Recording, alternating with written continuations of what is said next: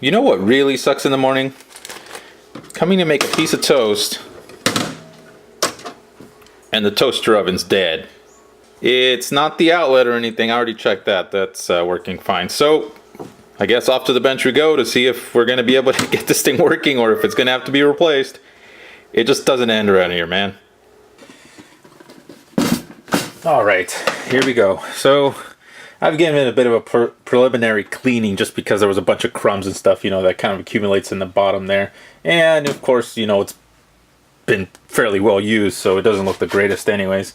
I also kind of gave the bench a good cleaning because I didn't want to get like any, you know, contaminants or anything in there, so that way we can work on it here without worrying about any of that stuff. There's a couple screws here on the bottom. I think the one we're gonna have to deal with is the one on this side. One thing I did notice is that it used to make like a clicking sound when you would open and shut the door. So maybe the reason it's not working has something to do with that. So, well, let's see. Got a socket driver here. This is just a 1/4 inch socket driver. Doesn't look like there's anything else we got to remove to get this side off. So I think that should do it. I mean, it'd be really easy to just go buy another one of these things, but where's the fun in that, you know? I wouldn't be here making a video about stupid toaster. Oh, there it goes. Apparently it's got to slide downwards, so... yeah, okay, so that's going to need a good cleaning also. Alright, so... here is what we've got. Ah, man, I'm like touching stuff on the bottom here. It's kind of sticky. Ew. Alright, so what do we have? Well, looks like we've got some contactor stuff in here. There's actually some resistors right here on this. Oh, that's for the little neon bulb that's up here in the front. So let's see, what is this? This is the little lever that gets activated by the door.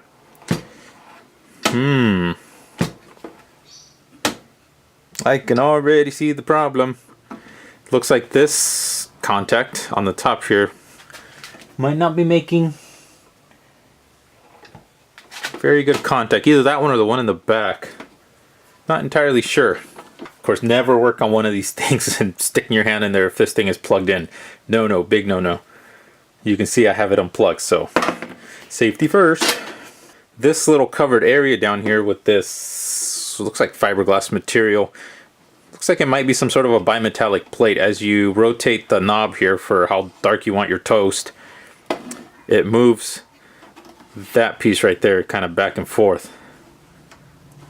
The toast latch, you see, has kind of like a linkage right there in the back. It activates this portion right here, and then there's a little solenoid. When this solenoid pulls inwards, or which way does it go? Does it push out? Okay, it pushes out, I guess, this way.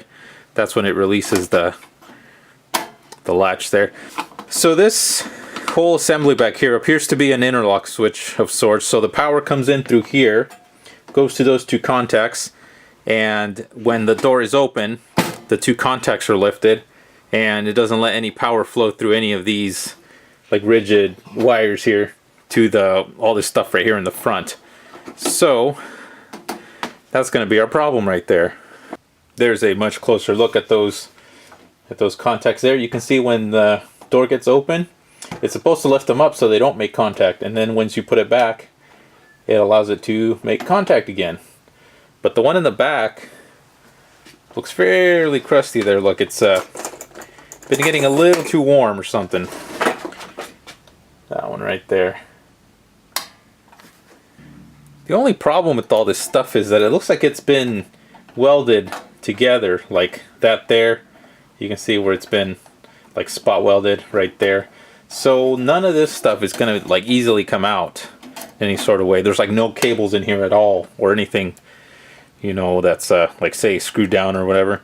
So looks like the only thing I could really do is maybe take the contacts that are on the bottom there, like the one down there, and like say give it a little bit of a lift like that, you know, to kind of give it a little bit more contact area.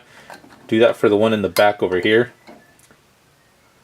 Right there, you can see that. That's like the only thing I could really do to make this work again for some time, until, like, you know, these go like completely, and then, you know, we might as well just replace the whole thing. But for now, just to get it working, maybe I'll just give this a cleaning, bend it up a little bit, and enough so that this can make contact. Oh yeah, you can see how I can push it down in it.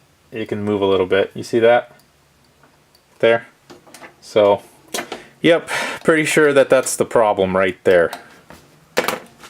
Alright, I tried spraying some alcohol in there, and you can kind of see that there's still some kind of residue still left in here. It didn't really do much for any of this, so what I'm going to do is I sprayed some contact cleaner on this paper towel, and I'm just going to, well, this is too thick. I'm going to have to maybe do like just kind of fold it in half like that. And I'm just going to spray it on there on the corner, and then just kind of stick that in there and give it a good cleaning. Hopefully that will help out quite a bit.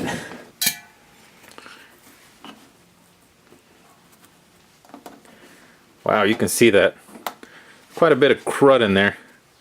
So that's certainly not helping anything, and I can't quite stick it in there. There we go. Okay. I'm just gonna give it a little bit of a scrubby dub. Get those contacts fairly clean there. We're gonna do it to the other one over here too, just to make sure that both of these are making pretty good contact. Oh boy. Look at that. That's nasty. Oh geez. Alright, let's do a little bit more, just to be safe. Alright, so I cleaned both of these, and now let's check to see if either one or both of these aren't making proper contact. I've got the meter here set to continuity, so let's see. Let's check the one in the back, and that one actually seems to be making pretty good contact. I'm getting less than an ohm there. I'm getting about 300 milliohms. Getting continuity on that one too, so it seems like it should be okay. Wow, look at that with the macro lens. You can see that the contact area is very, very tiny in the back there. So it is making contact. It's just a very tiny amount. That one's a little harder to see just because it's being covered by the one in the front there. But oh, there's still some paper there. Let's get that out of there. We'll blow it all out before I test it out, just so it doesn't burn on there. It is making contact. So I'm wondering if that noise that I mentioned that sounded like a clicking whenever you would shut the door, if it was just these contacts like arcing, you know, like as they break or make contact. So that could have explained that noise. So one thing you might have noticed here is that when we open the door, the contacts in the back there lifts up higher than the one up here in the front does, or it even does it like first before it gets to this one. And the reason for that is because the contacts in the back are actually connected to the live connector on the outlet, and or on the plug here, and then the neutral goes to this side over here. So it is polarized, and that's the whole reason why that one opens up first. The only other thing I did was bend this one down a tiny little bit just to make it a little bit more parallel with that contact on the bottom right there, but it's still able to completely open up. So it does still get interrupted when you open the door up all the way. Okay, so let's see if this is going to work. This is for educational purposes only. Do not be trying to operate your toaster without the cover on or anything like that. Okay, so let's see. The neon bulb up here in the front should light up if it's working. And let's see, there it goes. And it's heating, but I don't want it to get too hot, so I'm just going to pop it. And check this out up here in this area. I actually have my finger about like 4 inches away from this, but it just looks like it's closer because of the, you know, how I have it focused here. But this up here is the bake and the broil knob, and when we turn this, we see that it allows contact between those points up there, and then it breaks. So somewhere in here, there's like a bimetallic strip that when it reaches temperature, it probably breaks open those contacts. I'm not sure exactly. Let's we'll just set it to a really low temperature and see what it does. Okay, so it was heating for a bit and then it stopped, but I didn't exactly catch what happened. So those contacts up here are still making contact, so something else must have disconnected. I just don't know where. And it just turned back on, but I still didn't see what happened. Okay, I saw what it is. So this strip right here with that sort of like plunger up there is pushing up against that contact and making these two contacts right here open, and that's how it cuts off power once it's reached the temperature that it's set to up here in the front. Alright, so after letting it cool off for a while, I took off the other side so I can clean that as well. And this is what's on the other side. As you can see, there's a like really solid wire right here just welded between these two heaters up on the top. And then there's another little piece welded on with the ends of those two heaters on the bottom there. So I'm ready to put this back together. And that's about as clean as this thing got. So I mean, it's like permanently stained, but at least it's cleaner than it's been in years. Obviously the inside of this has never been cleaned before. This is the first time I take this thing apart. And here's the other side. So yep, that's what we got. So these just kind of slide back up in here like that.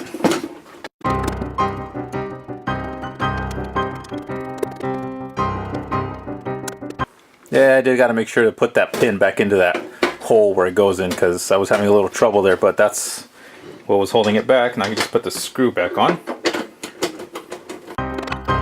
That side's done. Alright, now I just need to put this side back on.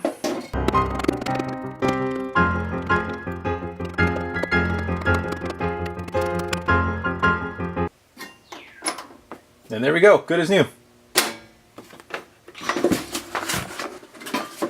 Whoops, not quite done. I forgot this piece. Goes along the bottom.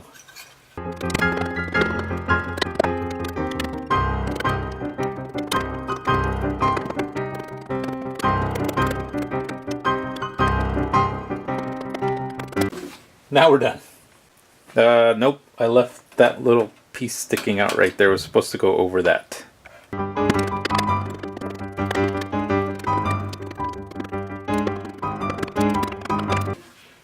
Now we're done.